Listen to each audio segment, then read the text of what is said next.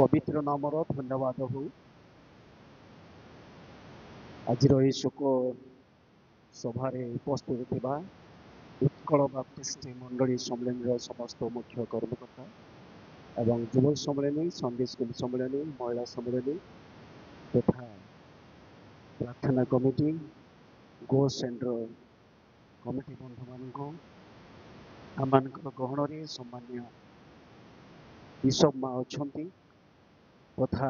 आम पालक बंधु माने, प्रचारक बंधु माने, जिते प्रभु को दास दासी अच्छा समस्त को प्रभु जीशु को नाम मोर भक्तिपूर्ण नमस्कार मुझे जन करी। प्रभु आम समस्त को बहु गुण आशीर्वाद दिंतु। किछि प्रभु को वाक्य मु कहवाई मुझे प्रथम विषय मु कहि समस्ते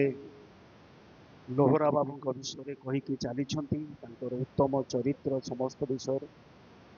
वास्तव में निकटरे से आम मंडली को अल्प किछि दिन तले से आसी मु गोटे विषय लक्ष्य करुली से जड़े गोटे सिंपल गोटे सरल लोक। द्वितीय विषय मुझे लक्ष्य कर अनुभव कर से कथा कहूथिले मुखरे कौन सी मलिनता नथिला, से हसी हसी प्राय कथा कहिबे। ताहा थिला आम जीवन रे एक समय आसिला जहाँकि परिवार पाए केवल जे दुखदायक ताहा नुह, या गोटे बड़ मर्मांतिक दुख एवं सेतिके नाही ताबड़ा मंडली आम एरिया सम्मेलनी जेहेतु एक गौरव को आमे हरइछु बोली मो मन करुछु। 19 तारीख रविवार जेतले से एई रविवार रे एई चर्च रे से थिले आम भाबुची सेमती परी टिके सुनिची से आंठू पकेले प्रभु को से कौन कले सत कि अच्छा से आंठू पकेले तापरे प्रभु को से कौन कले ग्रहण आंठू पकेबार उद्देश्य प्रभु लोक मान गोटे सुंदर गुण ताहा उपरे मो बाइबल रू आपण मान को कहिबी। आंठू पकेले जो माने पकांती 19 तारीख तांको पई थिला एक शेष रात्रि, जो रात्रि रे जगत छाड़िया पूर्व से आंठू पकई। तेणु प्रिय बंधुगण आंठू पकेबा लोक मान जीवन रे प्रभु जीशु केउ प्रकार कार्य से करंतु। यदि प्रथम कथा को आपण को कहिबी जे प्रभु जीशु देखिले प्रभु कहिले जे जो पर्यंत प्रभु प्रभु को मोर दक्षिण पार्श्व बसिया कही शत्रु मान को तार पादपीठ न करिया पर्यंत मोर दक्षिण रे कौन कर बस 110 हमें शुणु। स्टीफान जिते आंठू पकईले मरिबा पूर्वर से आंठू पकई आउ से प्रार्थना कर। तेणु यही प्रभु दासंकर एतिके गुण आम आदर्श बोली भावतु। से मरिबा पूर्वर आंठू पकई शेष रात्रि। जो माने आंठू पकांती से मरिबा पूर्वर प्रभु जीशु पितांकर दक्षिण पार्श्व बसवा व्यक्ति किंतु से कौन होती ठिया ठिया हबार कारण कौन? प्रभु तो बसी किंतु ठिया कहीं प्रभु कहीं से ठिया जदि आम मध्य अनेक प्रश्न आसो प्रभु ठिया हबार कारण कौन? पिता परमेश्वर कहले मोर दक्षिण रे बस, किंतु स्टीफान देखुं प्रभु जीशु से ठिया। प्रभु जीशु ठिया हबार प्रथम कारण कहि जेतले स्टीफान से आंठू भांगी मरिया जाउछंती आउ प्रभु से सम्मान देवा ठिया होइछंती। को मान का आगे सम्मान देवे? जदि आपण माने लुक 12 पर्व 8 पदर देखिए ईश्वर सामने दूत मान सहित जो मैंने जगत रे स्वीकार करेंगे से स्वर्ग रे कौन देवे सम्मान देवे। तेणु यही दास जिते आंठू पकई अल्प समय पर प्राण त्याग कर प्रभु सम्मानित कर। हालेलुया। द्वितीय कथाटी मुझे कहबी प्रिय बंधुगण, प्रभु जीशु ठिया हबार द्वितीय कारण हूँ रोमियो पुस्तक 8 अध्याय 34 पदे आपण मैंने पाइबे प्रभु जीशु पुनरुत्थित होला परे पितांकर दक्षिण पार्श्व थाई लोक मान निवेदन करुच प्रार्थना करुच प्रभु प्रार्थना करुले कहीं से प्रार्थना करुले तार कथाटे मुझे समय पर कह तृतीय कथाटी मुझे आपण कहबी ना सब बेले शयतान परमेश्वर लोक मानकर अपवादक भाव सब बेले अभियोग दिन राति परमेश्वर लोक विरुद्ध में से कौन करे अभियोग कर जे कि अपवादक जहाँ निंदक बोली कह जाई परिबो जे कि सबले निंदा करिबो शयतान सबले से निंदा करिबा पई आ से कौन करे ईश्वरंकर छबरे थाई सबले शयतान जे कि अपवादक जहाँ प्रकाशित 12 अध्याय 10 पदरे आपण माने पाइबे अपवादक दिन राति ईश्वरंकर अभियोग करिबा पई तांको लोक मान विरुद्ध अभियोग करिबा पई से कौन हुए ठिया किंतु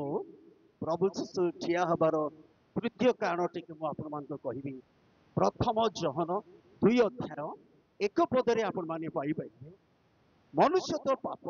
से पाप करी चलुछि किंतु पितांको छमरे जड़े अभियोग करुछि निंदुक जे कि शैतान किंतु आउ जड़े प्रभुंक निकट निवेदन करुछि प्रार्थना करुछि से होछंती धार्मिक प्रभु जीशु ख्रीस्ट जे कि आमर वकील जे कि सपक्षवादी भाव से कहती शैतान जहाँ समस्त निंदा करुछि किंतु हे पिता मोर अनुरोध करुछि एई व्यक्ति मोर बोली से कौन करुछंती प्रमाणित करुछंती तेणु प्रिय बंधुगण मु आपण मानकु आज एई शोक संपर्क रे दुख संपर्क रे आउ किछि कथा कहवा पई जाउछि मन रखिबा कहा कहा जीवन रे प्रभु दुख दियो प्रभु जो दुख देबे होई पारे से दुख को सिया का दूर करे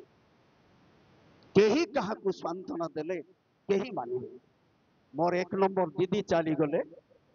तापरे 3 नंबर दीदी चली गले तार अल्प समय पर तापरे 2 नंबर दीदी चली गले तापरे मोर 20 वर्षर गोटे नाती पुओ चली गले मुझे बाया बाया पड़ी संभाली पारे ना मत मंडली आनिले इंजेक्शन देले आ सैलाइन दौरान भल हम परा किंतु मु जानुची अरे डॉक्टर कहूँ मत कहीं सैलाइन दौच कौन पाई दौच मत इंजेक्शन कहीं दौच मु ठीक अच्छी किंतु मोर दुख एते बढ़िला आ मु कौन कौन करी मो मुंड स्थिर रहा ना मने मने भावुची कहीं प्रभु एते समस्त दुख देला किंतु प्रभु मोर हृदय गोटे सुंदर भाव देले अरे तोर 3टा भौणी गोटे नाती पुओ गला बोली एते कांदुची मात्र मन मोर गोटाई बोली पुओ को जगतवासी केमिति भाव तार प्राण जाइछि तू कौन तार पई कांदुची ताले मते केते दुख लागु नथिबो मु शांत प्रिय बंधुगण दुख जते प्रभु दियंती से दुख को प्रभु ही कौन करेंगे दूर करेंगे तेणु से आज आम गहन रे नाहंती मात्र आम गहन रू कौन ही जाइछंती से चली जाइछ जो माने कि प्रभु को कोल को चली जाउछंती से मानकर जीवन रे केउ केउ प्रकार आशीर्वाद से माने पा मनुष्य जगत छाड़ी चलला परे केउ प्रकार आशीर्वाद पाती प्रथम कथा कहबा को जीवी प्रिय परिवार जदि दुख अच्छी तथापि आम शुणा आम बापा आम स्वामी बर्तमान कौन केमिति अवस्था से कौन करुवे से जहाँकि रोमियो 6 अध्याय 7 अध्याय 6 पदे 7 पदे अच्छी 6 7 रे जे मरी अच्छी से पापरू कौन है मुक्त मुक्तिर पाखे 2टा डिटो चिन्ह अच्छी तार अर्थ होची धार्मिक गणित होइछे प्रिय दुखी परिवार सुनंतु आपण को बापा वर्तमान जगत रे नाहंती किंतु धार्मिक गणित होई ईश्वर राज्य रे से कोन अछंती 2 प्रकार आशीर्वाद कथा मु कहबी 2 नंबर रो आशीर्वाद जो आशीर्वाद होची जो माने आज जगत छाड़ती जो माने मरिबा पई भल पाते पाउल कहले फिलिपि 1:21 पदरे कहले लाभ मरले मो पाई कौन अच्छी लाभ अच्छी मृत्यु भोग लाभजनक जेतु ख्रीष्ट मो पक्षरे थिबारु मरले मो पाई कौन अच्छी लाभ अच्छी आज जदि आम समस्त गहणरू प्रभु दास चलीगले किंतु आम समस्त होई पारे दुखदायक किंतु तांको पाई लाभजनक कारण से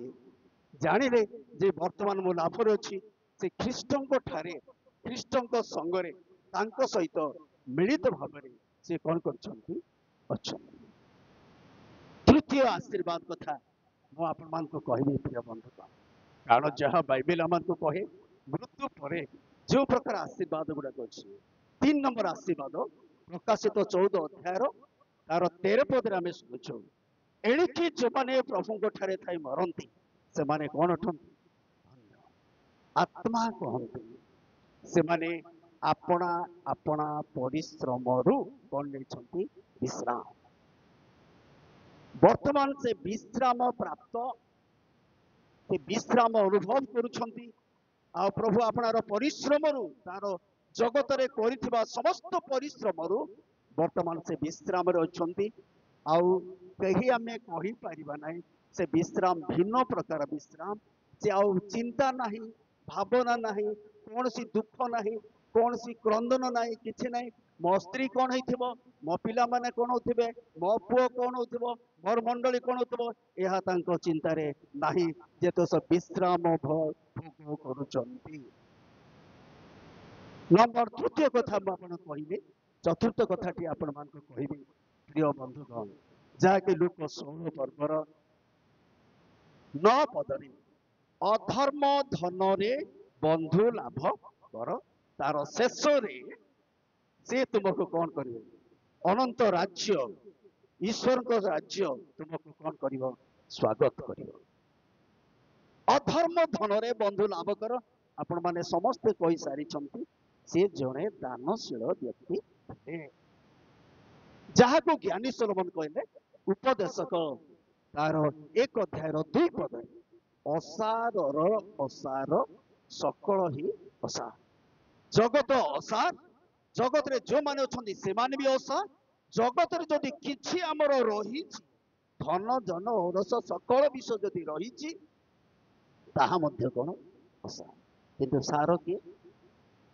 सार होछंती जणे व्यक्ति जे कि प्रभु तेणु अधर्म धन रे बंधु लाभ कर प्रिय बंधुगण प्रभु जीशु जगत रे थिला समय से धन विषय धनी मानू बहुत विषय से शिक्षा दौले से कहते जे धनी मान को तुम्हें सर्वस्व धन तुम्हें दरिद्र मान को कौन कर दियो दे दियो मोर पछरे आस मु तुमको कोटे धन देवी स्वर्ग रे धन देवी किंतु आज प्रिय प्रभुंकर दास जदि आम गहन रे नहांती किंतु से जगत रे थिला समय अनेकों को दान देवा कथा मु कौन करिछि शुणिक आसी किंतु आज से बंधु लाभ करिछंती कहा संगे अछंती स्त्री संगे अछंती ना झियो मान को संगे अछंती ना पुओ संगे अछंती ना मंडली संगे अछंती वर्तमान से केउ प्रकार बंधु को से लाभ कले स्वर्ग रे अछंती ईश्वर ईश्वर को निजर बंधु बोली ग्रहण कले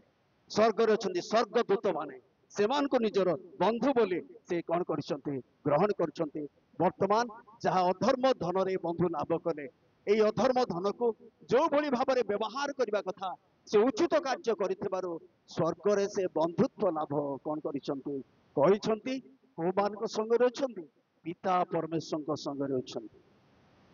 दूतमान को संग रे अछंती कारण सेमान को से बंधु बोली से कौन करिछंती बाछि नैछंती नंबर 5 कथा मु आपण मान को कहबी प्रिय बंधुगण जहाँ कि आम जीवन में एतिकी बुझा जहाँ को आईब प्रकाश कले 19 अध्यायर 25 पद से जगह लिखा अछि मांस विहीन शरीर रे मु प्रभु को कौन करिवि देखिबि एही प्रकार आशीर्वाद आमे पाई परिबा ना मोसा चाहिले प्रभु मु तुमको देखिबि प्रभु को दास माने चाहिले प्रभु आमे तुमको देखिबु किंतु जो पर्यंत एई शरीर नष्ट होब नाही ଏ ମାଂସ ଶରୀର ବିନଷ୍ଟ ହେବ ନାହିଁ ସେ ପର୍ଯ୍ୟନ୍ତ ଈଶ୍ୱରଙ୍କ ସହିତ ଚିରଦିନ ପର୍ଯ୍ୟନ୍ତ ଆମେ କ'ଣ କରିପାରିବା ନାହିଁ? ସାକ୍ଷାତ କରିପାରିବା ନାହିଁ। ତେଣୁ ମୁଁ ଏତିକି ପରିବାର ଜୀବନରେ ଏଇ କଥା କହିବା ପାଇଁ ଯାଉଛି, ପ୍ରଭୁ ଯଦି ଦୁଃଖ ଦେଇଛନ୍ତି ପ୍ରଭୁ ହିଁ ସେ ଦୁଃଖ କ'ଣ କରିବେ? ଦୂର କରିବେ। କିନ୍ତୁ ଆମେ ଯଦି ତାଙ୍କ ପାଇଁ କାନ୍ଦୁଛୁ ସତ କଥା,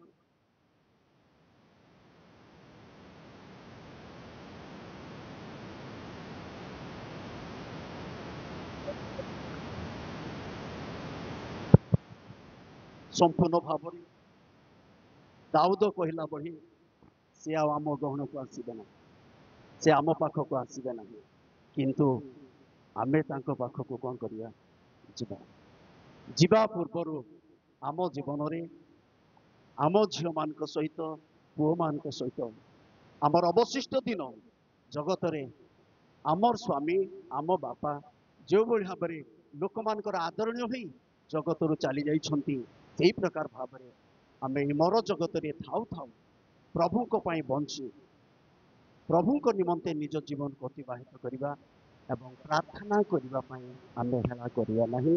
ପ୍ରାର୍ଥନା ହିଁ ଆମ ଜୀବନରେ ଶାନ୍ତି ଦେବ, ସାନ୍ତ୍ୱନା ଦେବ।